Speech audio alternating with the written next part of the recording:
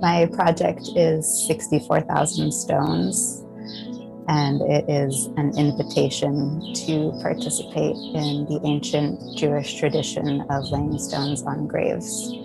And rather than laying stones on graves, the invitation is to take stones and leave them throughout the city as a sign of remembrance.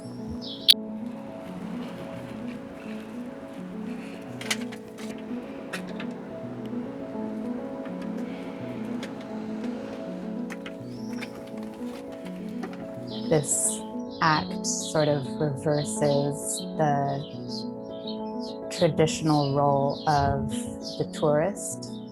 So the piece is both a remembrance piece and a critique of the touristification of trauma.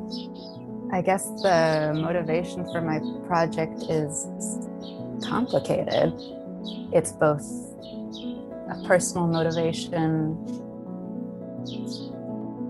to investigate my own inherited trauma, and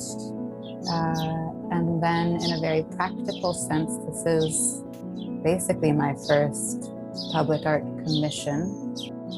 I was really motivated to make it a meaningful one.